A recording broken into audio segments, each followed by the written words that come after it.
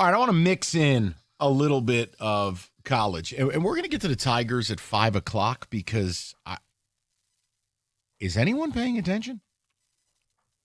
I mean, $8 tickets tonight leads down to 6.5. You start 6 in a row against the Guardians.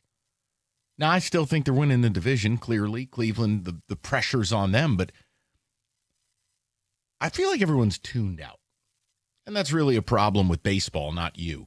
But I want to bring up something college football-wise because, look, I first of all, I want to put to bed something that I think is kind of a dumb report that was put out there, a list. Coaching lists happen all the time. So yesterday, Jonathan Smith, Michigan State head coach, his name appeared on a coaching candidate list for UCLA. Now, do I think he would have been a better fit at UCLA than Michigan State over a year ago? Yes, I do. Again, it's just like the Goff topic. I don't dislike Jonathan Smith. I don't quite understand what's happening here. The point is he was on a list of potential candidates. Now, he is a Pasadena native, played his ball at Oregon State. The problem is this. UCLA is poverty. They don't have no money. They've accrued over $200 million in athletic department debt the last few years. Their stadium is 40 minutes off campus. They don't have money. No, I think they were only paying the quarterback, Sean Foster, $3 million. Now, listen, if Jonathan Smith wants to go to UCLA, well, don't let the door hit you in the ass because it probably means your family's miserable. If you leave Michigan State for UCLA football and you're a California guy and a West Coast family, hey, you got to take care of your family. I am mad at it. But I want to have a different conversation because Rico's going to accuse me of letting something bother me that shouldn't, but I don't agree with that. Okay. I'll give you an example. Michigan State in year 2, which in current college football, year 2 is like year 3 or 4 in old school college football. Okay. Now it's just boats and hoes. You just buy boats and hoes. You buy players. That's all. Players are just prostitutes now. You just buy them. That's it. There's no recruiting. Go listen to Lane Kiffin talk about it. They're not talking about scheme. They're not asking if you're going to raise my kid. They're not asking about what academics there are. What's your offer? What's the money? Gotcha. That's it. Yeah. So, year 2, and MSU's 3-0. And I know what's coming from the Spartan faithful. How could you? How dare you? They're 3-0. Western is horrific. Youngstown's a 1AA. And how good is BC? They're 1-2 and just lost to Stanford, who is amongst the 5 worst Power 4 teams in America. Michigan State ranks outside the top 70 in offense and defense. And for what seems like the 100th year in a row, Michigan State has absolutely no defensive line as it would pertain to rushing the passer.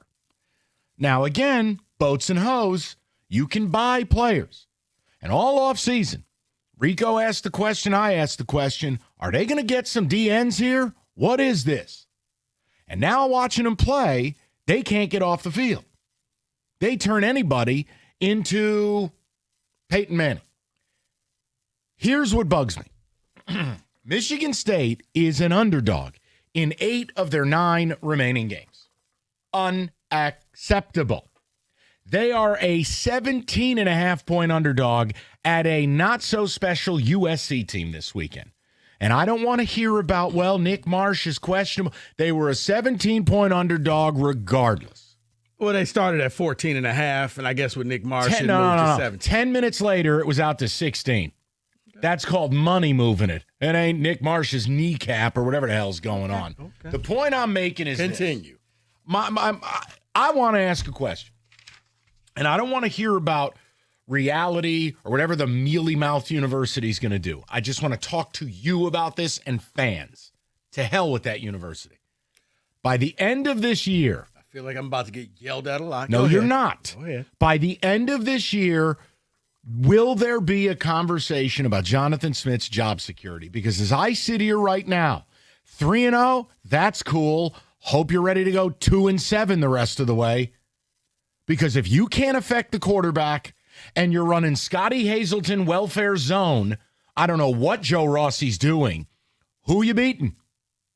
Okay, you'll beat UCLA. Cool. they fired their coach. We found someone worse. Who else you beating? And here's my deal. Oh, Mike, I think they can go 6-6. If you go 6-6 and lose to Michigan, pack your stuff. I'm not interested. There is no buzz around this program. They do not recruit high school at an elite level. They don't hit the portal at a high level. And the only thing that keeps this from being a 2-win football team is by the grace of God, Jonathan Smith had a relationship with a quarterback at Oregon State, and he brought him with him. Because without Aiden Childs, we'd be Purdue. Offensive line can't pass pro again. D-line is a non-factor again. And we have a coordinator, whether it was welfare Santa Claus and Scotty Hazelton or Joe Rossi, who's one of the 10, 12 highest paid defensive coordinators in America. And it is, I don't even know what it is. I expected more from the defense and Joe Rossi going into this year. Kind of, hey, you could hit the portal. You saw what you had. You knew what you needed to get. I expected so much more. Heck, they brought in like 20 DBs. And I'm like, okay, DB room was They brought in bad. DBs, all right, but I think it's a different word than you're thinking of. But, yeah, you're right. They still can't get off the field. When I saw the stat that Youngstown State, for 5 plays had like 160-some yards, and the other plays was like 160 yards. Like, they get gashed for gigantic plays. They can't get off the field. Third down is the most advantageous thing that the opposing team has because you're about to pick up the first down. They can't produce any pressure. And even late in the game, and I know the game didn't matter and it was out of hand, make a statement on the 4th down, and Youngstown State keeps picking up the 4th downs. Like, you know what they're going to do. Why are you dropping back so deep? So I want to ask the question. This is sports confession number 2 today. Okay. I confess I'm completely out of patience. I'm souring actively. I know that they're 3-0, but is it impressive? No, they haven't played anybody. Okay. And unlike Michigan fans, I'm not going to sit here and just spew this nonsense hype. This is not a good football team as it's currently constituted. And I'm very concerned 5-7 or 6-6 is downloading. And if that's the case, right, do I have a right to say, see ya? Yes. Let me ask you this question before I answer yours. Go ahead. Do I have time? Yes. Yes. Let me ask you, they pull off that Mel Tucker Miami game. They go to USC. They shock you, Mike, and they win that game. Does your opinion change, or are you still feeling the same way? It'll still be the final result, but of course that would affect how I feel. Okay. But I feel like they're going to lose 45-17. No. Right. I understand. I'm just saying, in the event that and beating Michigan has to matter. And I'm does. Sorry. Like, it's year 2. He looked like he had no clue what this rivalry was about, and you've got them at your place this year with a freshman QB. There won't be a better time to get them, because if Bryce is 80% of what these fans are crank-yanking about, you ain't beating them next year in Ann Arbor. Right. So you best get it done now, because my other rule is this: lose 3 in a row to Michigan, you're fired. Yeah. I would say this. I said at the beginning of the year, I'm looking at 8 wins. That should be your Do you think floor. they're an 8-win team right now? Yeah, okay. No. Only reason I hesitate, Mike, because I don't know what the rest of the Big Ten team. There's Ohio State, there's Penn State, and there's Oregon. And everybody else, to me, you put them in a bag, shake them up. I have no idea who's good and who's bad. Then you should be favored in more than one of your remaining games. As Ice Cube once said, here's what they think about you. True. True. But Vegas doesn't play the games. I understand what you're saying. Iowa, you could probably outscore Iowa because they can't score. Are there any Spartan fans left, or has the football program killed you? 248-539-9797. Love to hear from you. Doesn't matter if I do. This is how I feel. You can vilify me however you want. I'll say the things you're afraid to say publicly, but that's what you're feeling. I'm tired of being tired. And I'm tired of wondering, who the hell is this guy? Is he real? Is he Chat GPT? Does this guy have a personality?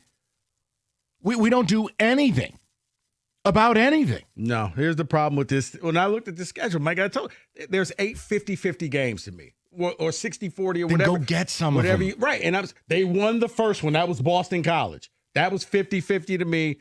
Okay, let's see what you're going to do, but yeah, there's just nothing about it where you feel good about the future and saying, yeah. No, it feels like a program that's going nowhere fast. They're not going to get worse, but I don't think they're going to get a lot better. No, the most sobering thing that you said to me, you asked me 2 questions in the break yesterday. You're like, do you think that he could win you the national title? I said no. But then you hit me with the 2-piece, and you said, do you think he can win the Big Ten? And I hesitated, like, I no. Then why are you there? And that's and at that point, I didn't have any. So more let's answers. talk about it or not. It's your prerogative.